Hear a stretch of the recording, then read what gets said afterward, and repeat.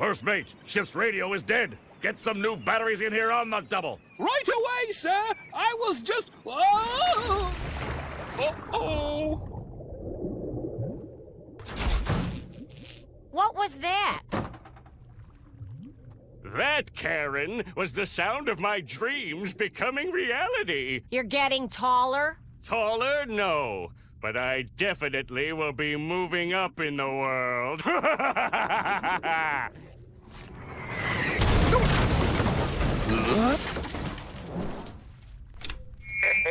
Now, crabs, kneel before me in my technological superiority. Your flimsy defenses are no match for my supercharged exoskeleton and robot minions. The Krabby Patty formula is mine. Mine!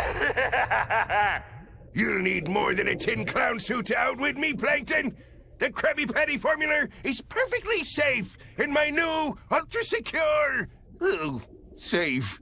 You mean this? Ultra-secure safe? I'll have this open in no time. Get back here with me, safe, Plankton! Mr. Krabs? Thank Poseidon you're here, boy. Plankton has stolen me safe with a Krabby Patty formula in it. Little does he know that the safe requires a special key to open it. I made 3 copies of the key and hid them in 3 secret locations marked on this map. Thank you! Oh, no!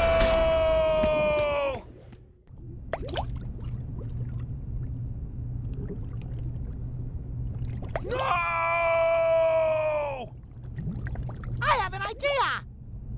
SpongeBob has an idea! We're saved! We're saved! What is it, boy? Okay, all we have to do is get a giant speaker system and play sad music about a lonely trucker really loud! Next, we'll have a barbecue and start cooking hot dogs, baked bananas, and sauerkraut. Then, using electric fencing, an old tuba, and a litter of kittens... And how is that gonna help? Squidward, picnics always help. Wait! Why don't we all head out and find the keys before Plankton does? I like SpongeBob's idea better. Thanks, buddy. That's it! All we have to do is find the keys before Plankton does, and the formula will be saved! La So glad I thought of that. Me too.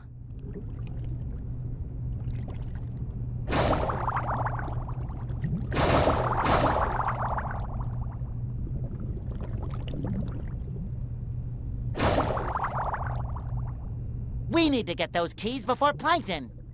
Hello everyone, and welcome to Plankton's Robotic Revenge. This game is being played with 3 players because although you can play it in single player, that's far from ideal. I am playing as SpongeBob, my brother is playing as Mr. Krabs, and my sister is playing as Sandy. They are not commentating as they are not comfortable with that.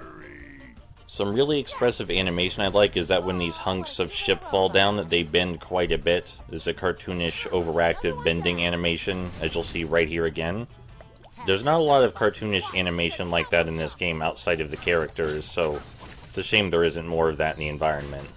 It may not be clear at first that this game is not a 3D platformer, but it isn't, and you'll see right up here this game is in fact a third-person shooter.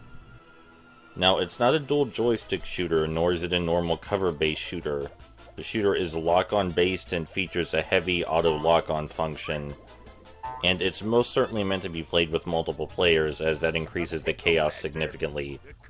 If you focus your attack on a single enemy, the damage the enemy takes increases over time, which benefits you ganging up on enemies or just firing at a single enemy for an increased period. So the added damage boost at firing for enemies longer is not only meant to encourage cooperation, but in single player it makes it useful to focus on targeting one enemy over another. Now granted, your gun always targets the enemy that's closest to you, but you can simply let go of the gun and press fire again if you want to relock onto something. The most basic enemies are these orb-like robots that simply walk straight towards your player, or hover toward them rather, and they are a non-threat. They can be jumped over or simply walked away from and shot at with virtually any weapon, and they will die quickly. Right now the only weapon all 3 characters have is the Pickle Blaster, which is the pistol-like weapon. It's easily the weakest and least effective weapon. But if you're really determined to beat the game with it, you still can. You may notice that all three of the characters are jumping incessantly, and this is because of an enemy type later in the game that necessitates jumping constantly, and I've played this game so many times that it's just been kind of ingrained into my consciousness. There are switches that open doors, sometimes the switches are puzzles, sometimes they are not. There will be often times when Plankton's Robotic Revenge closes you in a room, and you're meant to defeat all the enemies before progressing. It is very possible to skip most of the encounters that aren't enclosed like this if you really want to. I mean, you know, maybe you want to speedrun the game or something like that, but the only technically mandatory fights are the ones in those enclosed areas that we just beat. There are barrels that contain sprockets, just like the enemies, and we can use sprockets to upgrade our weapons. And there's only one other gameplay segment besides the shooting and jumping, and it's a free-falling segment. These segments are weird and a little bit unexpected. They don't seem to match with the rest of the design. The idea is that you're swept away through this current and you have to avoid the various objects while falling down. Your characters have a lot, and I mean a whole lot of momentum, so it's kind of difficult, even in single player. But in multiplayer, where you're always bumping against each other, it's even harder.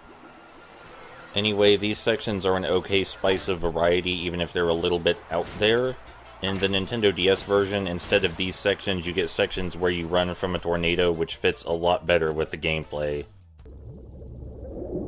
Golly, hard to believe that tiny plankton could do so much damage.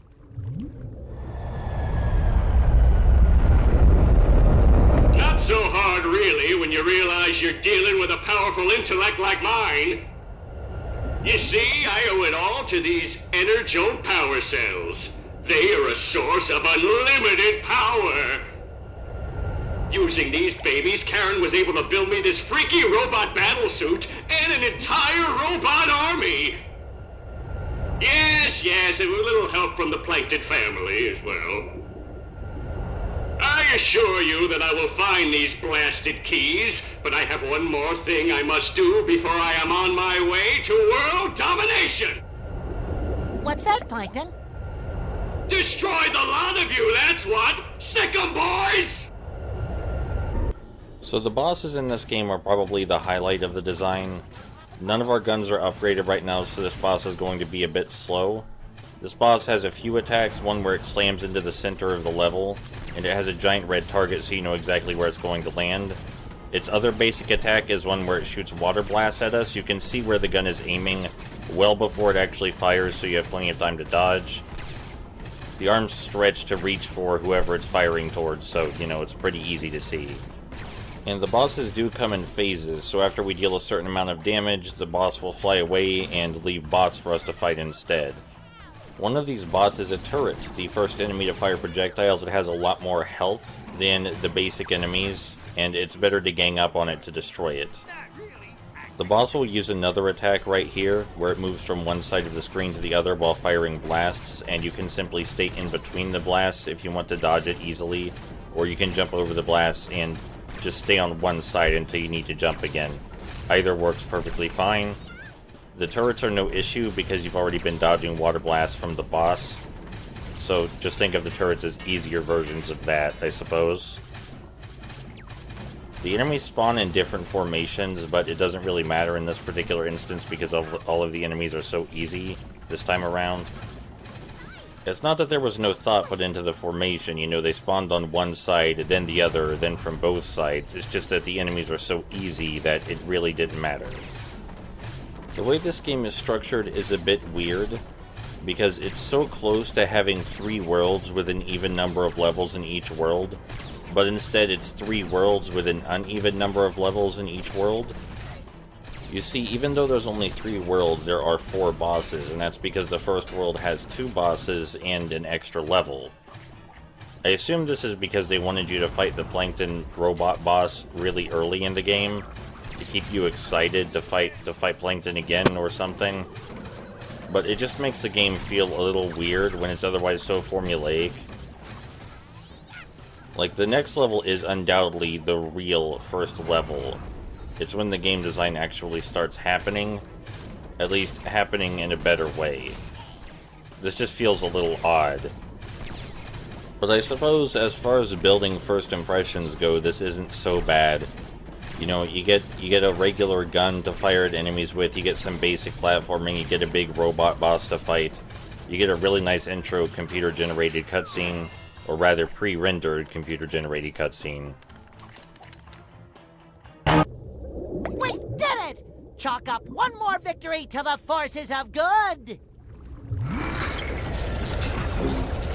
Not so fast, young pallbearer.